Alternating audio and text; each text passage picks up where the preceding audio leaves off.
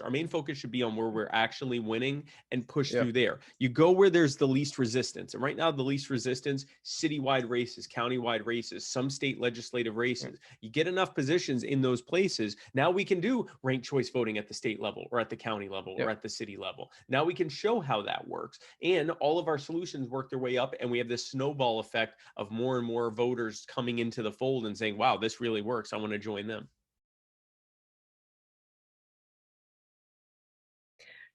All right, welcome back to the channel today, everybody. Have a very special guest, former vice presidential candidate for the Libertarian Party, Spike Cohen. Welcome in. Thank you, Sarah. Thank you for having me on. Yeah, absolutely.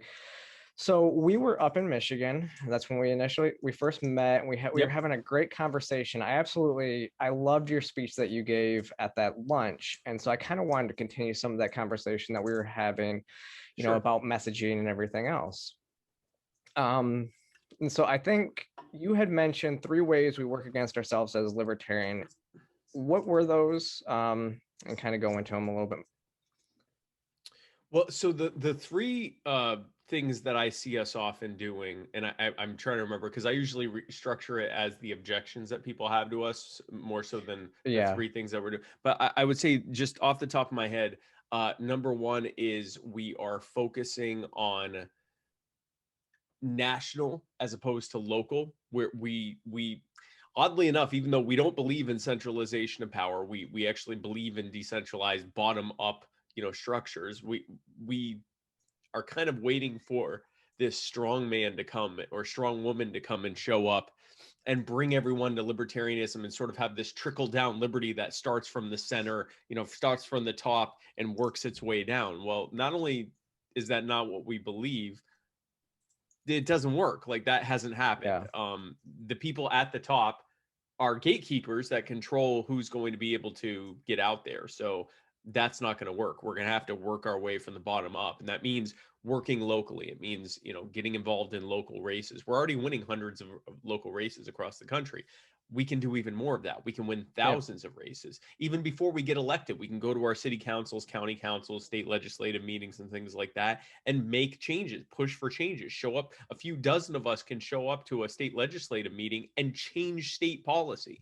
So these are the types of things that we can do. So I think that's one mistake. Another mistake that we often make, and I'm not sure if this is one of the 3 you're talking about, we tend to choose between this false dichotomy of either being, you know, relatable, but having to water down our message because our message is too scary for people, or being principled, but doing it in almost a brutalist way, you know, telling people, you know, not meeting people where they are, just showing up and saying things like, well, taxation is theft and we're all a bunch of slaves. And if you don't agree with that, you're a bootlicker. Well, that's not how you talk to people about anything, especially not about, you know, trying to change the way that our society is structured.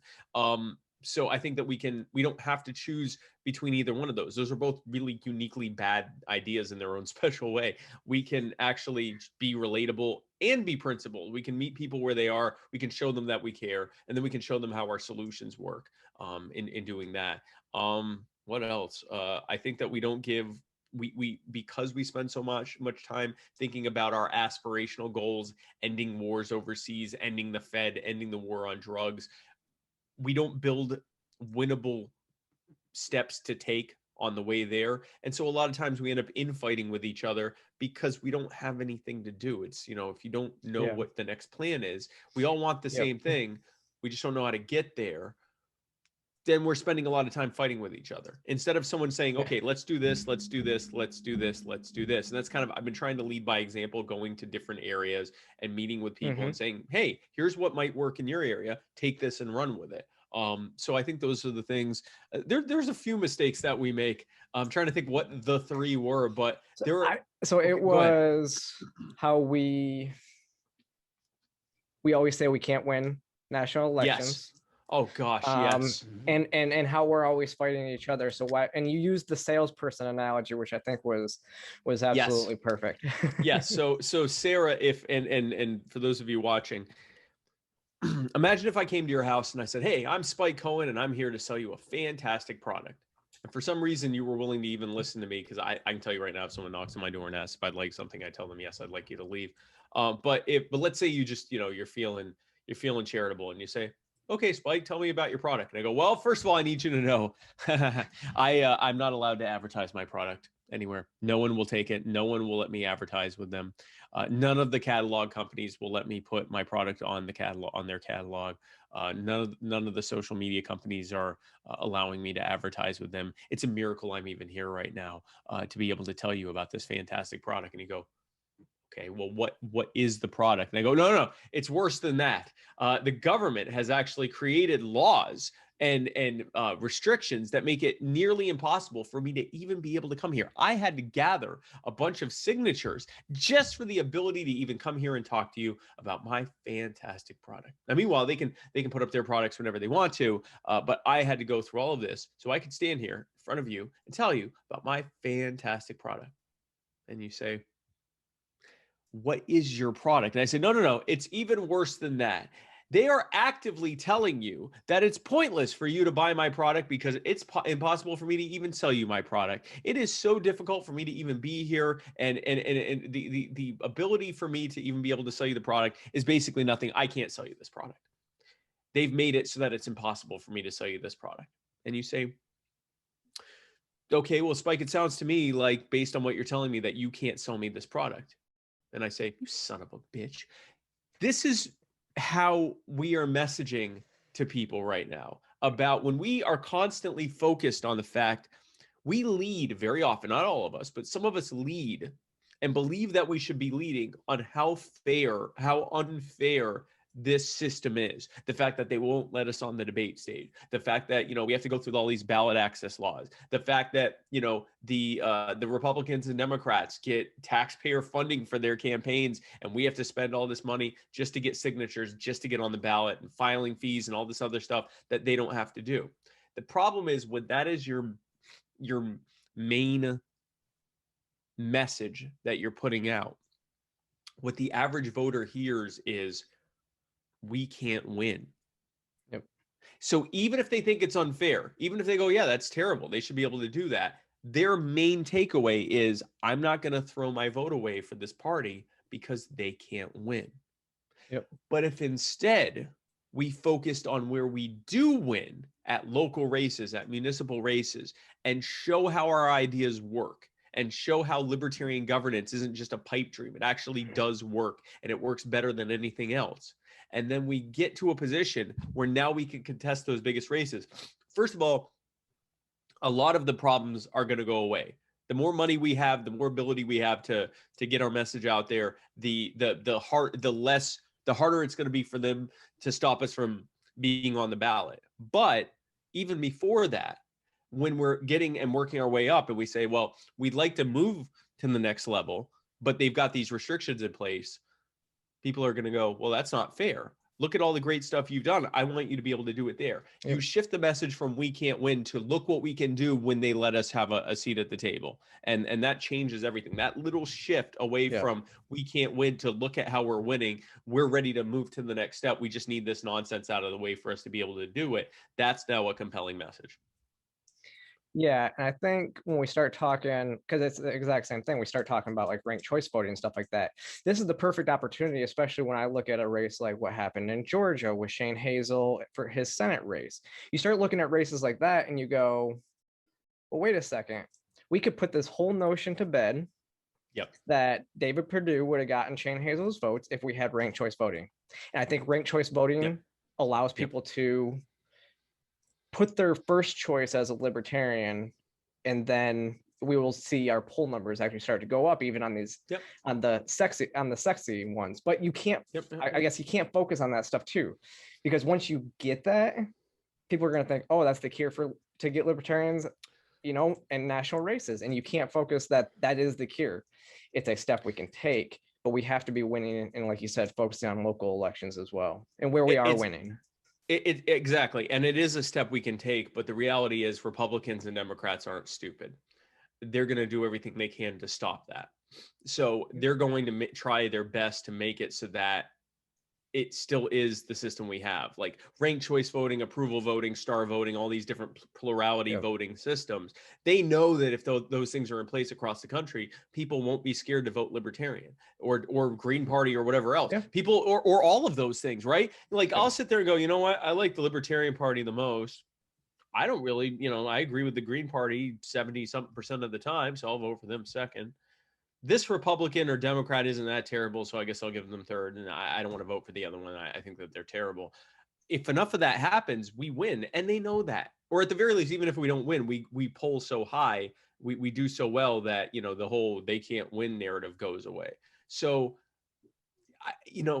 this is an example of where we're like, well, if this system were in place, we'd win. Well, yeah, and that's why it's not going to be in place, at least in most cases. Doesn't mean that we can't push for it, but I don't think it should be our main focus. Our main focus should be on where we're actually winning and push through there. You go where there's the least resistance. And right now, the least resistance, citywide races, countywide races, some state legislative races. You get enough positions in those places. Now we can do ranked choice voting at the state level or at the county level or at the city level. Now we can show how that works. And all of our solutions work their way up, and we have this snowball effect of more and more voters coming into the fold and saying, wow, this really works. I want to join them. Yeah, absolutely. And I think even like some of the stuff that you're doing as well, like you said, you were out with Black Lives Matters protesters, right? Figuring out where we do agree and working with them simply on that. And like you said, going like, okay, I don't agree with you on this, but I can still work with you on this, and then showing people how we're different. And when you have a Republican Party who's pushing away anybody that's not a social conservative, like Caitlyn Jenner and Brandy Love, and then you have a Democrat Party who's continuously moving more authoritarian and socialist. So you have this large swath, and actually it's like 50% of people right now are independent for the very first time in this country. So it is, we really do have a great opportunity to grab some of those people in the center and show that we don't have to agree on anything. We can agree on one topic and we can still help work you and get along and get things done. Which is another reason why it's great to focus locally, Sarah, because even if, so let's say you're not a libertarian, okay, but you agree with us on a specific thing. We might be able to work together on a specific legislative proposal, like, for example, decriminalizing drugs or lowering the schedule or priority of drug arrests, or decriminalizing sex work, or on the other end, fighting against lockdowns, mask mandates, fighting to make our city or county a Second Amendment sanctuary, working with immigration advocates to push for refusal to cooperate with ICE for nonviolent offenders and things like that. There's all sorts of things that we can be working together on. And in doing that and building that dialogue, I may be able to help show you, well, okay, we agree on this and we agree on this. Here are the things we disagree on, but I'm actually remaining consistent in why I believe these things. I may be able to bring you over to my side, but at the very least, if nothing else, we've worked together and accomplished goals that are things that we both wanted. They are goals that I, as a libertarian, wanted to see happen. If nothing else, we accomplish that, even if we then go off and fight against each other on something else. Now, you, not as someone in this hypothetically who isn't a libertarian, you may not be willing to vote for a libertarian for president, Congress, Senate, governor. You might not even be willing to vote for a libertarian for anything. But you are willing to work with us on things that we can get done, especially at the local level. And you know what? After a while, you might say, you know what? I would vote for a libertarian locally or statewide. Maybe not for Congress. Maybe I'm a Democrat at that level, or I'm a Republican, or I'm a conservative or whatever on that level. But at the very least, we can get things accomplished and possibly even bring people into the fold locally and accomplish things there. Yeah, and it's interesting. And even looking at races that are nonpartisan, right? So, for example, I'm working with Mike Russell, who is running for city council president of Atlanta right now. He's a former MP and knows how to, work and get rid of the crime wave that we're seeing right now. So those types of races as well, they don't actually have party affiliation. So you can kind of go in there as a libertarian and help work with them and see what you guys agree on and what you can help. And then as an individual, you can help shape narratives because now you have this communication. Yeah, we fall in love with the idea of getting libertarians elected who have that L next to their name. And that's important. It's Yeah. important to help kill that narrative that libertarians can't win. It's like, yeah, we're winning. Look at all these people who have L's next to their name. But I agree with you. I think it's important with nonpartisan races because it removes, when it doesn't matter what party you're a part of in any real way, it's now just about ideas. And you can even, once you're in there, especially, you can be in there and say, listen, I'm a libertarian, but I care about the people of this city, this county, whatever. And I always put, my constituents above my party or whatever it is. But more importantly, by not having that L or that R or that D or that G or whatever's next to your name, people actually have to listen to your ideas. And our Yep. ideas are so much better than everyone else's. So Absolutely. it really levels the playing field there in terms of the political affiliation. Obviously, Yeah. some of the major party people are going to have better funding and stuff like that. Not always, but usually. But you overcome that objection of, well, I'm not going to vote for you unless you have an R or a D next to your name. Well, if no one has an R or a D next to their name, that doesn't matter anymore. And if your ideas make the most sense, they'll say, okay, I'll go for you. We just saw this recently that there was a poll that was done that where they asked Trump supporters if they supported different parts of the PRO Act and the Green New Deal. So two very hardcore, Yep. left wing Democrat proposals that are kind of dead in the water because they're so left wing and because they couldn't get a Yeah. single Republican to vote for them, and even some Democrats won't vote for them. But when they told these Republican voters that Trump supported they'd say, what do you think of Trump's proposal to, and they would include something from the Green New Deal or the PRO Act, the majority of the voters said, yeah, I support that. And it's Yeah. because they were, oh, Trump likes that, so do I. If you can strip that part away, the personality, the party affiliation, and just present ideas, we can win. We do win. Yep. Our ideas are the best. They get co-opted very often. So I like the nonpartisan stuff, because then we Yep. can say, hey, listen, all these people you liked, by the way, they're libertarians. All of them, these hundreds of people that you like that are doing great stuff across the country, they're all libertarians.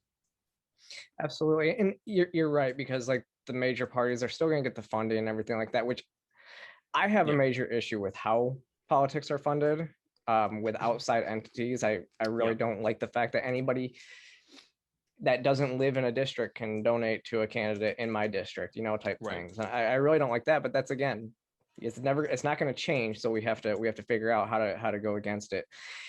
Now, moving forward with the best way we can start messaging and everything like that are, I think right now, Liberty Podcast, and even on Clubhouse and everything like that. There's so many areas where we don't need a lot of money to be able to go in and preach our ideas, or even just volunteering with small organizations.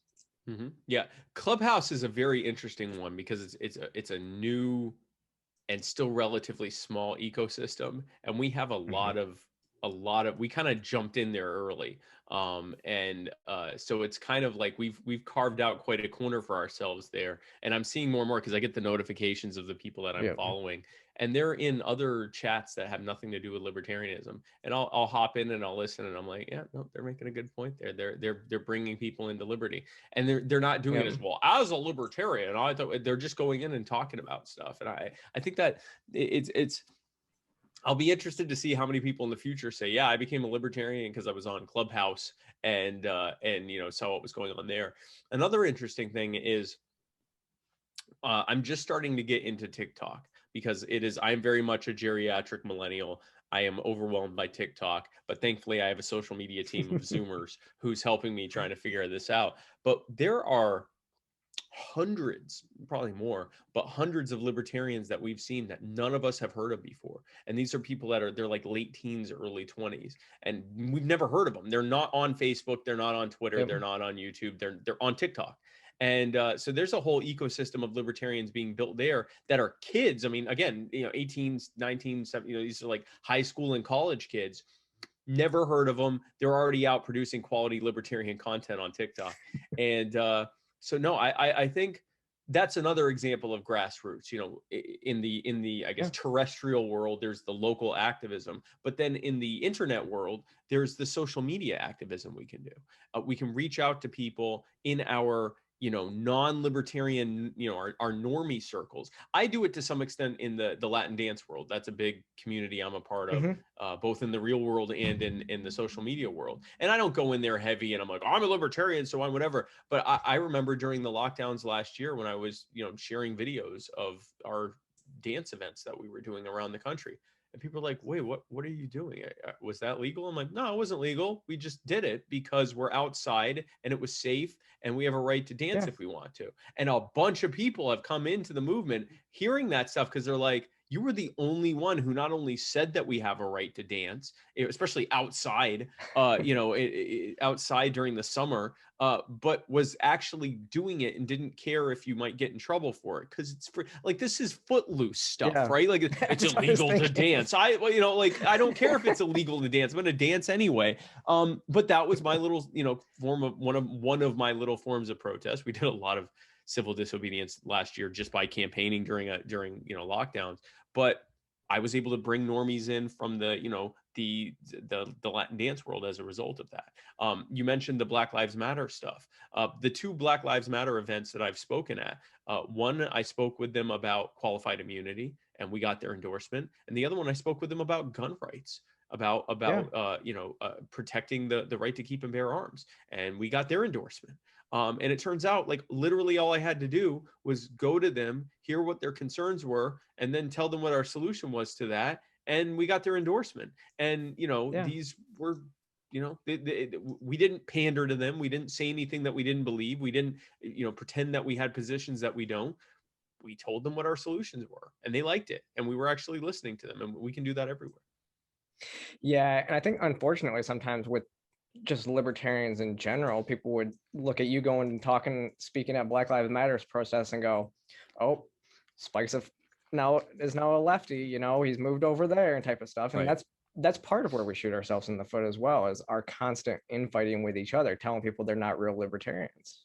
Oh, and I get it on the other end as well, Sarah. Yes, I got it on that end of you're a Marxist, leftist, whatever. And I'm like, you agree with everything I say. And they're like, yeah, but you're talking to them. Yeah, we should talk to them, because the alternative is to ignore them and let them go join Democrats and on one end and Marxists on the other. Why would we do that? Like, they're out there protesting things that we have solutions for. Why wouldn't we go talk to them? But then I get it on the other end too. So, like, right now, because I'm focusing very much on being against vaccine mandates, vaccine passports, being against the there's more and more talk about returning to the lockdowns, which I don't know if they're going to do it, because there's a lot of resistance to it, which I'm happy about. But, talking about opposition to the lockdowns, and I'm getting people go, I didn't know Spike Cohen was such a Trump supporting conservative alt-righter. And it's like, no, I've literally said this from day one. And this is, you agree with me on this and are strictly libertarian. Yeah, but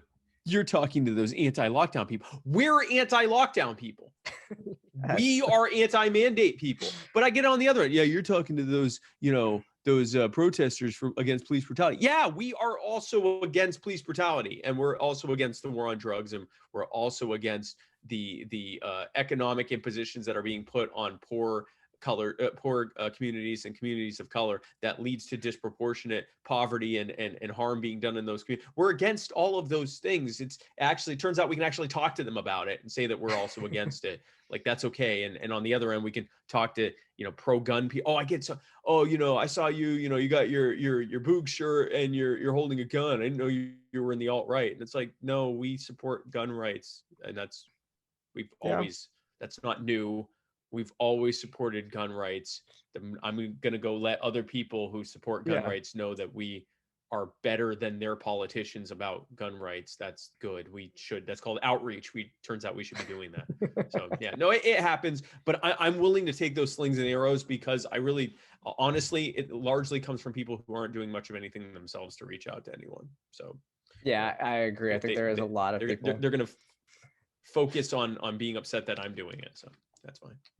Well, and I even would think that some in the, I don't know, some people in the liberty movement, I think it was good. I was on Elijah Schaefer's show 2 weeks ago, Slightly Offensive, talking about conservative issues and talking about conservatism, but it was talking about Caitlyn Jenner being ostracized at CPAC and stuff like that. And so it was a clear opportunity for me to go on there preach liberty values. And I said, if they are willing to push those types of people, the 18 million people in the LGBT community out, the Libertarian Party would love to have those people. And so I think sometimes we get stuck in our echo chambers of where we're just yelling between libertarian groups.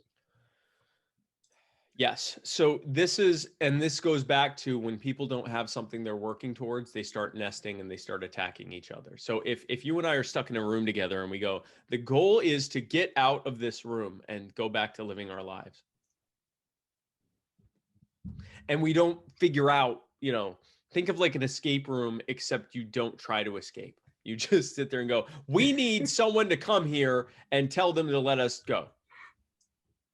And then without fail, at some point, especially when the hunger starts to kick in, we're going to start yelling at each other. This is your fault. No, this is your fault. Well, maybe if you, whatever. No, you should be doing that. And it's like, no, it turns out if we looked around the room and said, hey, what if we did this? What if we did that?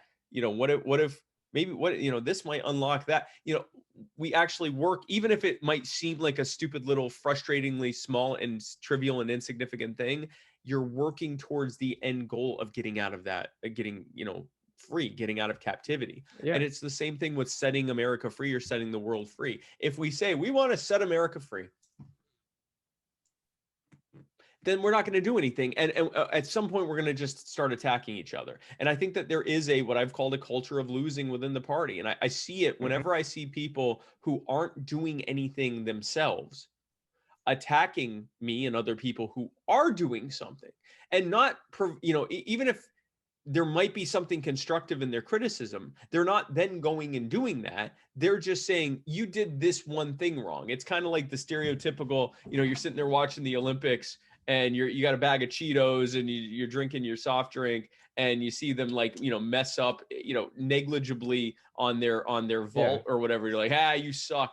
And meanwhile, you'd get lightheaded if you stood up too fast, right? Like this is kind of that same dynamic. Yeah. And it's a culture of losing within the party. And the best way to combat it is to provide a better alternative, which is a culture of winning, of actually going out there and like you said, going and meeting with LGBT people. You're in a position to be able to go into your community and say, hey, if we're not welcome here, if we want less government, we want more freedom, and the party that claims that they're in favor of that doesn't want us to be a part of it because of who we are, then let's go join a group who wants those things and who does welcome us, right? Like what a perfect example of outreach. Well, and there's a reason why I go to a Log Cabin Republicans meeting every month or whenever they have them. And it's just to hang out and talk to people. I mean, I'm a former conservative that's moved libertarian. And so it's like, why not listen to what they're saying and then hang out, make friends, and then let them know, like, you realize they're pushing you guys away. Yep. Maybe look at the Libertarian Party, type thing. Yeah. No, that is great. And all the people that would give you a hard time about that, right? But who cares?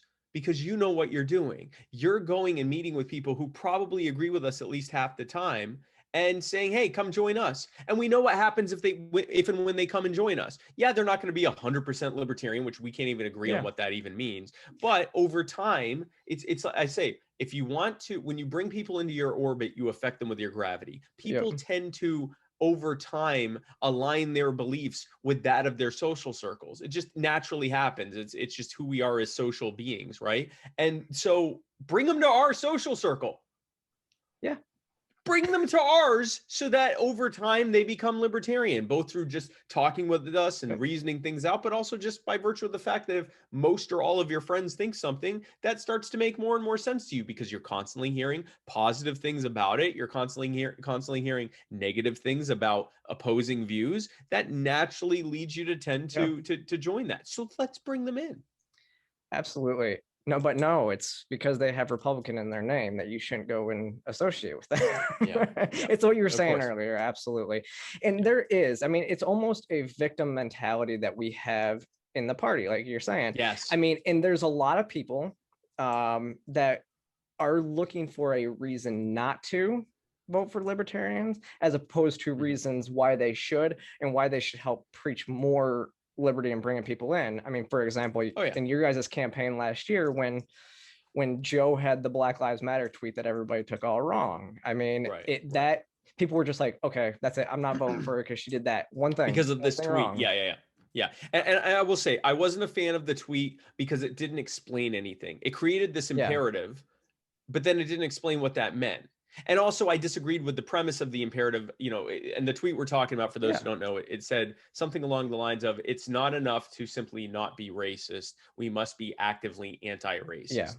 Well, first of all, I would argue that it is enough to not be racist. Like, not every Yep. single person is going to go out and start, attacking anyone who has views that, are racist or are bigoted or even just problematic, right? Like, it's actually good if people aren't racist, and we should be encouraging that. They don't immediately have to pick up a pitchfork and start going after other people. Also, what does that mean? Like, what does active anti-racism mean? Does it mean Yeah. that if your uncle says something bigoted, you have to disown them or attack them, or what? Like, what exactly does it mean? And so I tried to spin it of saying,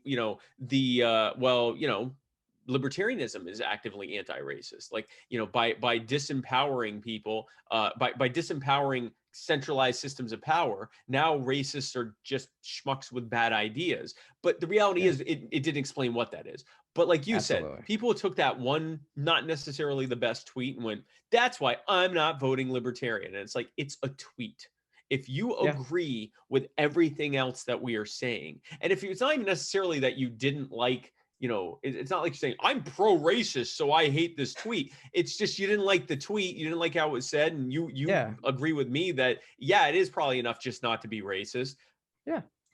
That's not a reason not to vote for us, right? But this is what happens in that kind of insular setting, when you're usually just arguing with other libertarians about marginal stuff, and you're forgetting that there's this whole other world of people out there who don't even know what our ideas are. It can become easy to, like, find the speck in the eye of a specific candidate or Yeah. activist or whatever, and just beat them to death, which is why this culture, this very weird cancel culture within the Libertarian Party, of people that are looking for the most insignificant of things or associations to be able to point at you and say, you're not a real libertarian, or you're a bad person, or whatever.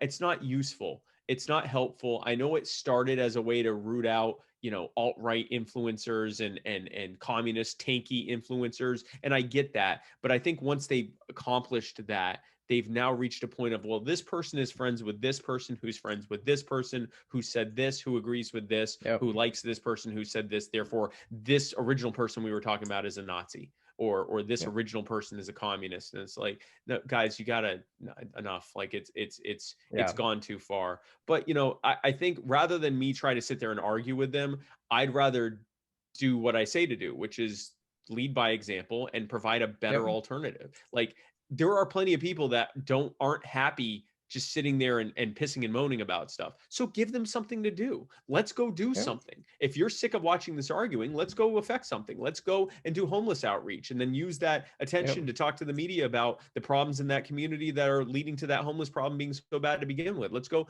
work with other groups to build coalitions to do things like end qualified immunity, end civil asset Yep. forfeiture, end the war on drugs. Like, let's go and do the things we want to do, and leave. And if other people are content or happy or find solace in just attacking everything we're doing, let them. Just ignore them. Yep. Absolutely. I mean, people look at, well, even going as much as like to condemn me for being friends with Austin Peterson and going on his radio show and again preaching liberty. But no, you're associated with Austin. People love to hate Austin in the party. He's a libertarian adjacent Republican who, well, so for those who want to hate people, hate me. I was just on a panel with him at Freedom Fest, and it was a good panel. And there were a couple of things we disagreed on, but it was a good panel. If association association isn't being on his radio show like you were, or being on a panel with him, or just knowing him is enough for you to hate someone, I don't know what to tell you. Austin, there's so much that I disagree with Austin on, and we've talked about it. Like, I'm not saying Austin Peterson's the perfect libertarian. I don't even think he claims to be the perfect libertarian at this point. He's a liberty adjacent Republican, right? A libertarian leaning Republican, or whatever you want to call it, libertarian leaning conservative. If association with someone like that is enough for you to hate someone, I don't know what to tell you. Maybe, like, find something to do. Just find something to do. Right? Because even something. somebody like him preaches our values, even though he's not in our community, he's still preaching a lot of our values and doing a lot of good. I mean, there's a reason he was at Freedom Fest, right? I mean, he was invited to come speak at Freedom Fest because he does preach libertarian values most of the time. And there's a lot of things that we disagree on, but Austin is one of those people that you can have a conversation and completely disagree. Yes. But you guys get down into a lot of details and it's a great conversation. Everybody wins. And and this is something I respect about Austin. You can have a discussion where you vehemently disagree with one another and get passionate in your disagreement, not attacking each other or anything like that, but get really down in the trenches arguing. And when it's over, it's like, hey, that was great. When would you like to come back on again? Like, he doesn't take it personally, and he's not going to attack you over it. And I appreciate anyone that is willing to have those kinds of vigorous discussions and not take it personally, even though these are, often discussions that are personal things for us. And all that to say, even if he didn't do that, even if he was kind of a schmuck, right? Even if that was the case, simply being on his show when he is someone who is often, as a Republican, saying things that we agree with, that or at least partially agree with, and having a chance to get on there and giving an even more libertarian take on that, so that people that haven't heard our ideas or haven't heard them full-throatedly can now be exposed to them.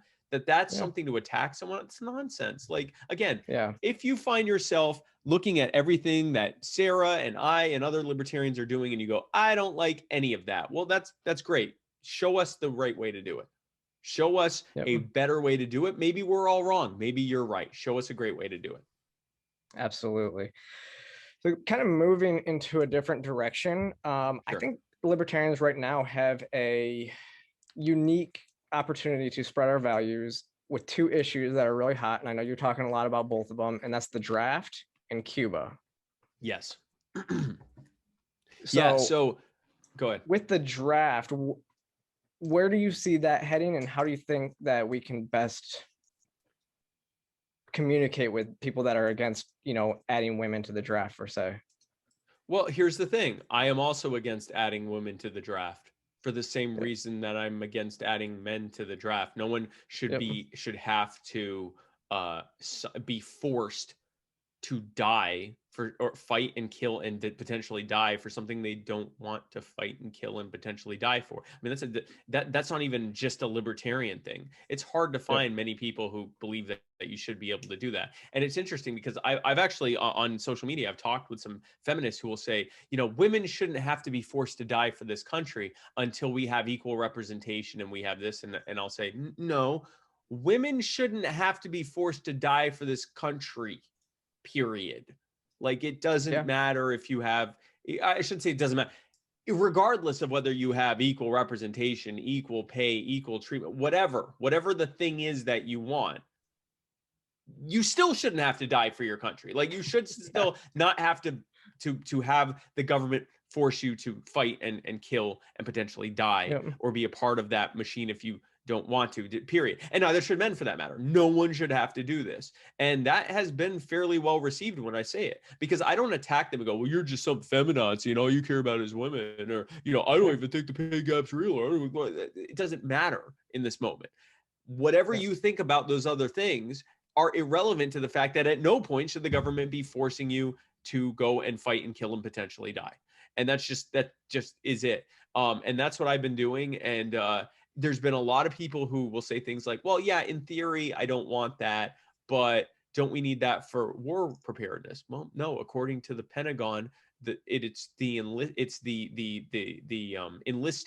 who fight better because they actually want to. It's the ones that get drafted that overwhelmingly and disproportionately are the ones that get killed, don't do much in terms of actually being able to help the effort, and cost a bunch of money in training that they don't want, in additional security because they don't want to be there, and then also in the cost of dealing with their death and their bringing home bodies and or if they don't die, being more likely to get injured, and now you have to deal with them with their medical costs for the rest of their lives and all this stuff. So it's not good. It doesn't help with war preparedness. It's really just government asserting itself over people to fight in things that they wouldn't have otherwise fought in. Well, if you can't get enough people to fight your war, it probably isn't a good war. Oh, 100%. And I say this as somebody, I served 7.5 years in the Army and as a logistics officer in the Army and infantry units. And it's absolutely amazing because, I just think about it. I go, God, forcing people in would be a leader's nightmare. Like, could you imagine like trying Nightmare. to get somebody to do something? We have enough issues with soldiers that volunteer, like getting in trouble, and we're so involved in their daily lives. Anyways, I couldn't imagine bringing a bunch of people that didn't even want to be there. Half the time, enlisted soldiers don't want to be there.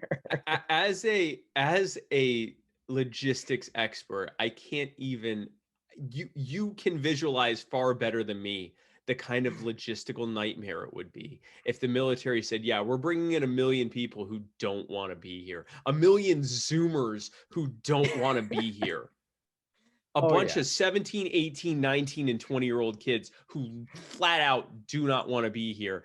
Go figure that out, Sarah. Like that, there's no yeah. way. I can't. No. I don't know. I mean, I have a concept of military logistics, but obviously nothing like you do. I can't even imagine the nightmare that would be, but you can. Oh, When it oh, comes to, 100%. I can't even imagine. When it comes to Cuba, we are watching the logical conclusion of a government that has too much power and exerts too much control over the people.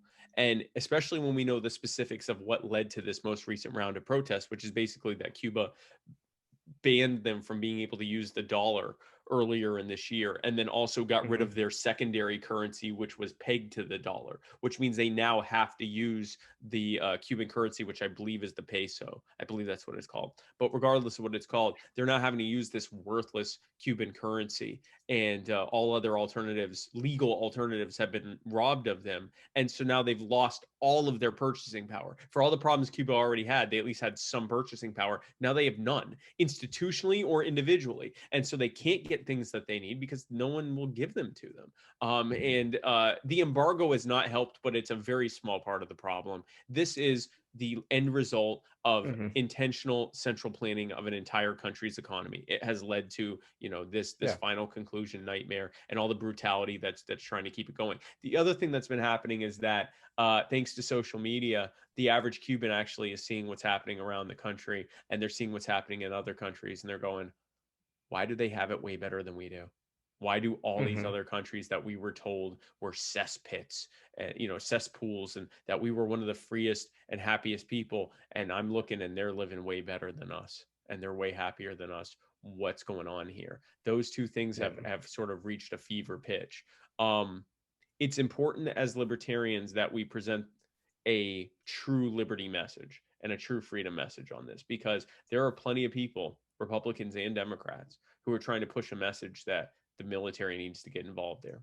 And that's the last thing that needs to happen there. That is, Yep. you want to make this situation in Cuba worse, get the US military industrial complex involved. I got 3 words for you: Bay of Pigs. Keep the military industrial complex out of it. What we need to be doing is the opposite of that. All Yep. this government needs to do, besides ending the embargoes, which again, the embargo is not what has caused that, but it certainly would help. End the embargoes. If you want to keep the sanctions and embargoes on government officials, that's fine. I don't even care about that. But end the embargoes that are making it difficult for Americans to trade with Cubans. But here's even more important than that.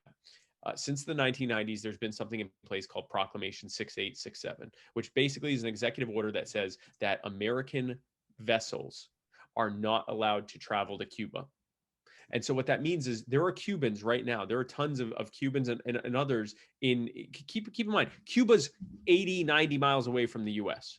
Like, this is not some far flung country. It's Yeah. right there. It's in some places it's closer than the Bahamas is. You can literally go there on just a typical, like, private boat easily. Yep. There are people that want to go and bring help to the Cuban people, and they can't, because, or they risk prosecution if they do, because the federal government is actually putting up blockades to stop them from entering, and the Coast Guard will board your ship, seize your property, Yep. kick you off, and then you'll be prosecuted in federal court for it, whether they catch you leaving or coming back.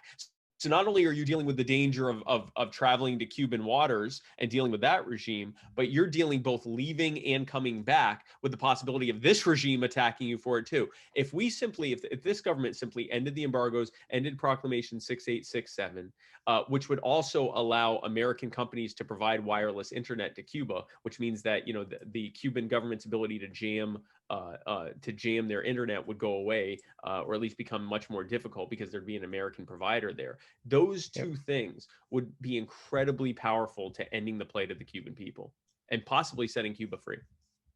Okay, makes sense. In terms of, so actually, did it get lifted to where we can actually start sending stuff in terms of aid packages? Because I think is Martha Bueno is having a lot of stuff, and she's working a lot on getting stuff to the Cuban people, I believe. Yeah, so you can get certain things sent to them.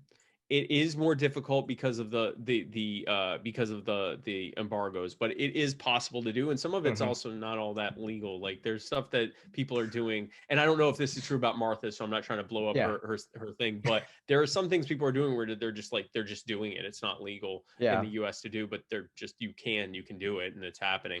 But what this is that I'm talking about is actually being able to take your boat and bring stuff there directly, and there are thousands, tens of thousands of Americans who are more than happy to go and do that right now, and they just can't. They're not allowed to.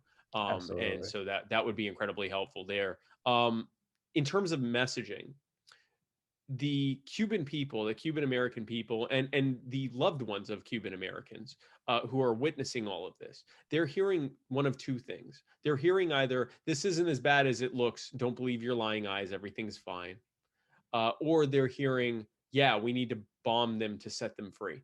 Well, those both sound stupid.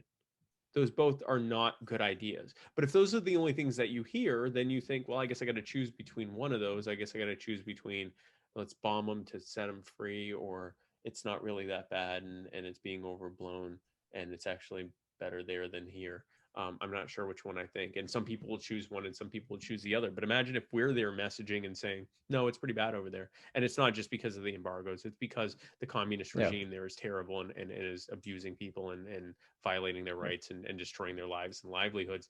The answer is for us to set the American people free to be able to help them.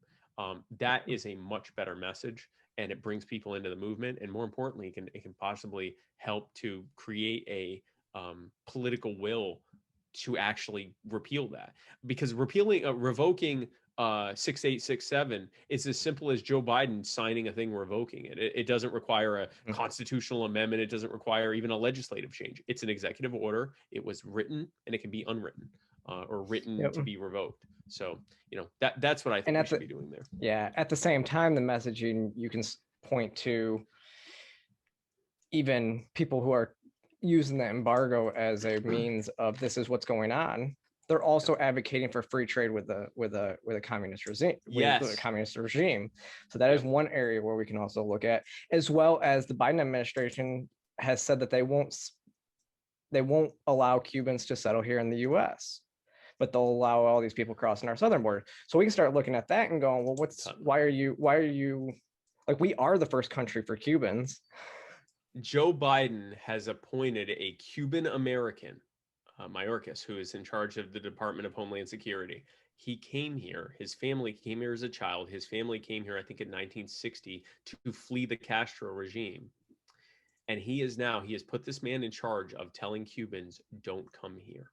Now, if that's not brutal, I don't know what is. That you've literally put someone who is alive and thriving because they came here from Cuba, who is now in charge of turning around and telling Cuban people, don't come here. And now some people are saying, well, he said don't come here illegally. But here's the problem with that. Since 2017, the U.S. government has not been processing Cuban visas. So there is no legal process to come here from Cuba. The legal process right now is no, you can't come here. So when he's saying don't come illegally, the average American hears, well, yeah, you have to go through the legal process. Cubans know exactly what that means because they know they can't come here legally right now. They know that there is no legal process for them to immigrate here. What they're hearing it loud and clear, don't come here. So that's another thing that should be done, is letting them be able to come here, getting rid of that policy altogether. At the very least, returning to the so-called wet foot, dry foot. But I say even get rid of that. Let them come here, okay? They're coming here to escape a brutal communist dictatorship. And they'd like to be able to build a dream. And if we can do two things, let Americans go there to help and let Cubans come here to escape the harm, I see a free Cuba. Cuba is not some Yeah. huge empire thousands of miles away. It's a small population whose government is teetering on and hanging on by about. There literally there are police departments, entire police departments just quitting and joining the protesters because they're refusing to keep being so brutal to the people there because they see no end to it and there's no reason to be doing it. This government is falling apart. All we can do, we don't have to step in and bomb it because that'll just make the Cuban people fight back against against invasion. We don't have to do any of that. Just free up the American people to go and help, and free up the Cuban people to be able to come here if they want to. We could have a free Cuba inside of a year or two. Show volunteerism works. Exactly. Awesome. Well, I know you got to get going here pretty soon, but I did have to let you know. I think Martha actually wore the rifle better. Well, technically it's a shotgun, but thank you. Oh, it is. When I looked at it, I saw the magazine. I'm like, is that a AR-10? It's a shotgun. It looks like an AR-10, yeah. I guess it does kind of look like an AR-10. If you look at that slide, it's like, man, that is a beefy slide there. When I walked up to it, and I'm like, what is this chambered for? And they said 12 gauge. I'm like, I knew it. I'm like, I could just tell, like everything was thicker and everything was, and I'm like, this is the thickest AR I've ever seen in my life. And it turns out it's called a Citadel 25. And it's a Turkish made semi-auto shotgun. And man, that thing was sexy. I really like that. But I just want to argue, like, I actually was carrying it at low ready, and I was more tactical. That's true. Than Martha's just holding it. Like, okay, great, fine. You look like a model, right? Okay, wonderful. It's whatever. This, by the way, this is like, there was parallels of like me with my wife, right? It's like, where it's like, oh, well, you technically did better, but look at how hot she is. And it's like, that's not, first of all, don't judge my hotness by looking at them. Stop looking at them. Just look at me. Okay. Don't look at her. Just look at me. It was like literally the same thing I go through with my wife. So, but whatever, she won. Yeah. It was a mockery of democracy and an absolute travesty, but whatever. I don't even care. I don't care. That's awesome. So again, thanks for coming on. Thank you. It was really a great discussion. It's always good to hear what you have to say, because I mean you're all over the place right now. So I think you're probably, in my opinion, speaking the clearest message right now of anybody else. So that's where I'm thinking. So where can everybody find you? I know you have a few things going on. Yeah, so spikecohen.com, that all my social media is on there. All of my upcoming events are on there. Some of my more recent media appearances are on there. A little bit of bio info if you want to book me for your show, all that stuff. It's all pretty centrally located there. spikecohen.com. I'm on Facebook. I'm on YouTube. I'm on Instagram. I'm on Twitter. I'm on TikTok for the kids. I'm on everything. And upcoming events this weekend, actually tomorrow. Starting tomorrow, I'm going to be in Virginia Beach. I'm doing an event tomorrow with the, I don't know when this airs, so it might already be after this airs, but this weekend I'm going to be in Virginia. I'm going to be meeting with the Hampton Roads Black Caucus, also the Libertarian Party Hampton Roads affiliate. Then on Saturday, I'm doing some events with Concerned Veterans for America. To commemorate the 22 veterans a day that commit suicide. We're doing a 2.2K walk and run. Then we're doing a big event, concert, and all that stuff. I'll be speaking at that to talk about the solutions to the problems that veterans are facing in this country. Next weekend, I'll be in a training event, a weekend-long training event in Kentucky for Libertarian candidates there. And I'll be throwing out an opening pitch for a minor league baseball game. I haven't thrown a baseball since I was like 15. Which means that for a week, I'm going to be practicing throwing a baseball in my backyard, so I don't look like a complete fool when I throw this ball to the pitcher. I don't care what kind of arc it has to have. I don't care how accurate it is. I just want it to get to the pitcher without them having to travel too much or without it bouncing before it gets to them. If I can do that, then I have won. And then I forget all just the other stuff I have going. What's that? Just don't pull a Fauci. So so people have said that, but I never watched it. What did Fauci do? Oh, it went like way off line, like into the dugout, I think. So. Okay. I feel like, I used to play baseball like as a kid, so I feel like I can get it at least to them accurately. And I just need to Yeah. make sure that my throwing skills are at a point. Like I said, I'm not going to try to, throw a curveball or anything, but I just want it to get to the catcher. That's all. I just wanted to get to the catcher without bouncing or without them having to walk all this way or without them, having to jump forward. I just want to throw it and it gets to the catcher. There was no bounce. I don't care if it has a freaking gigantic arc to it. I don't care. I just want it to get to them. And everyone goes, look, he did it. Whatever. That's fine. If I can do that, I'm going to be like freaking out all the way. This is going to be the thing that worries me more than anything else is, can I make that bell get to them? Anyway, but spikecohen.com has all my stuff, including all my upcoming events. If I'm going to be anywhere near you, come on out and meet me. And I'd love to get a chance to meet you and bring any questions you have. I love answering questions. Tell me your experiences. I'd love to hear them. I like to meet anyone who's interested to either be more involved in the movement or find out more about it. So thank you, Sarah, for having me on. Oh, yeah. Thanks for coming on. And maybe next time you come to Atlanta, we won't have a hurricane. that was still a good event. It was still a good event. Everything was underwater, but it was still a good event. Thank you, Sarah. Absolutely. And make sure you guys go ahead and click that subscribe button before you leave. Thanks again. And hit the bell. Hit the bell. Yep, the bell.